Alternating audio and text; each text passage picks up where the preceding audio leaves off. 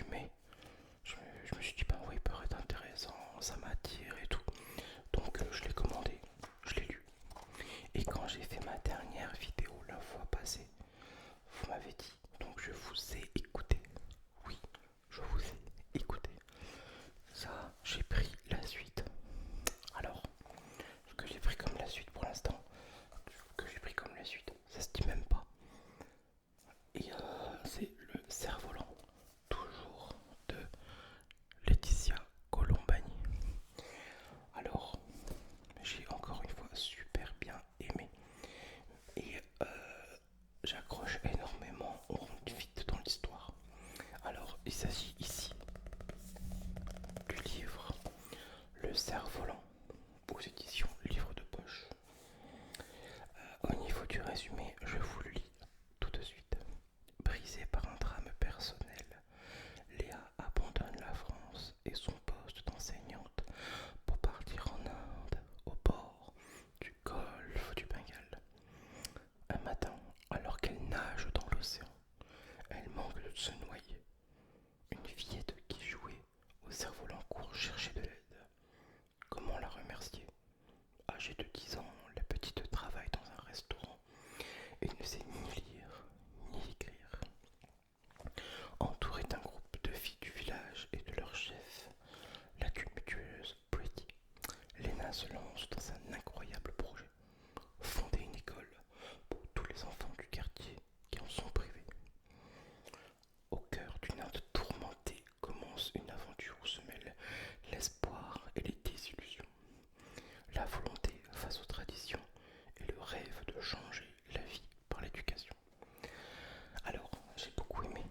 Et à chaque fois, on aperçoit toujours très bien la petite touche à la Colombanie.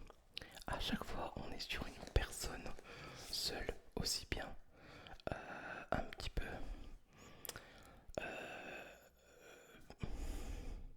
Oui, je dis pas de bêtises, hein.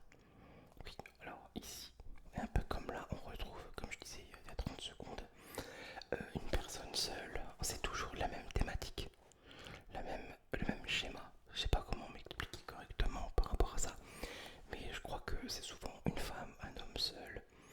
Euh, il se passe quelque chose dans sa vie, t'as envie de tout casser, plaquer, t'arrêtes ton métier, tu changes de pays, de ville, et puis voilà, tout se reconstruit avec une histoire toujours nouvelle, impressionnante. Et moi, j'accroche énormément. J'accroche énormément. On reconnaît sa plume, donc toujours très facile à lire. Tu vois, il n'y a pas de mots complexes. C'est vraiment des bouquins qui sont faits pour tout le monde. Voilà, il n'y a rien de choquant, il n'y a pas de scène gore, ni sexuelle, ni de combat, de rien. Donc c'est convenable. Ça convient plutôt à tout type de public, public comme mes vidéos d'ailleurs. Et, euh, et moi j'aime énormément La Tresse, magnifique livre hein, qui s'est très très bien vendu. Alors ici au niveau des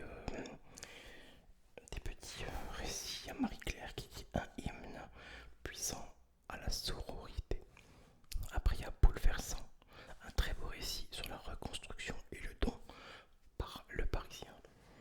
Et après il y a le Figaro littéraire qui a mis un roman généreux et courageux sur l'émancipation des femmes.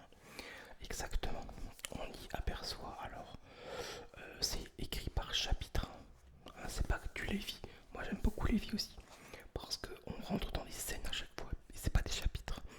On a une scène, c'est comme, il écrit plutôt comme un film, c'est un scénario qui est mis en avant sur du papier, beaucoup plus détaillé même qu'un film, et on arrive à un roman. Tandis que là on est sur des chapitres, d'accord? On reste sur du chapitre. Au niveau de l'histoire, on s'aperçoit que cette fille, Lena, qui part de la France avec son poste d'enseignante, qui est prête vraiment à, à tout perdre, parce que dans l'histoire, elle a perdu son copain qui est décédé.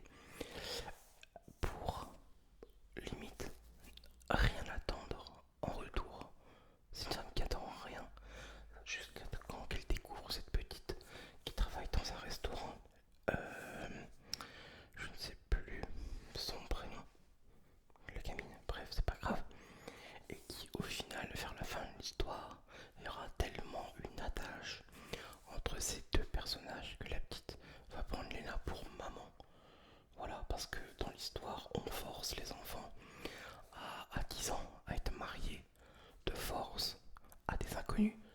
Et c'est encore, je crois, avec le peu de culture que j'ai sur les pays extérieurs, c'est encore comme ça en Inde. Je crois que quand t'es pas encore né, t'as à peine né, que tu sais déjà la personne, ta famille, la famille c'est déjà à qui ils vont te marier. Alors des fois ça peut être à ton propre compte, ton cousin par exemple, ta cousine. Voilà, voilà, le reste on n'en parle pas, la consanguinité, bref. Et, et du coup ouais c'est quand même un roman très... enfin un roman, un livre très poignant qui prend. Après, on a des personnages secondaires qui savent s'imposer, comme Freddy, la chef de gang, parce qu'ils vivent dans des bidonvilles. C'est vraiment la misère, c'est les rats, c'est les souris. Voilà quoi, enfin, vous m'avez compris, hein, c'est l'Inde en général. Euh, au bord du golfe du Bengale, voilà, plus précisément. C'est pas l'Inde où est-ce qu'il y a encore des beaux endroits, je crois. Du moins, je ne suis jamais allé. Mais franchement, c'est quand même un livre que je vous recommande. Donc j'ai l'adresse, j'ai le cerf-volant. Je crois qu'il y en a un autre qui va arriver. Attends, c'est doit être la victorieuse, je dis pas de bêtises. Je vais regarder ça tout de suite avec vous. Donc souvent il y a... Ah non. Putain alors. L'adresse. Ok. Il y a aussi... Oui c'est ça les victorieuses. Donc il y a le résumé. Mais je vous en ferai une vidéo quand je recevrai le bouquin. Euh, voilà. Après, dans ma suite de, de lecture, de livres à lire, j'en ai plus qu'un. Parce que bon, quand j'en fais un, il me fait en général 2 semaines. Ou alors une semaine. Si je me mets un petit peu tous les soirs avant de dormir, une petite demi-heure, je mets une petite semaine. Sachant que Laetitia Compagnie, c'est pas des gros bouquins. Comme tu peux voir les deux, voilà. Là par exemple, la 13, il y a 234 pages. Et le cerf-volant, 227 pages. Voilà. Et pour l'instant, je vais y arriver. Hop. Pas faire trop de bruit. Et pour l'instant, je reste toujours dans ma tumultueuse Valoche. Virginie Grimaldi.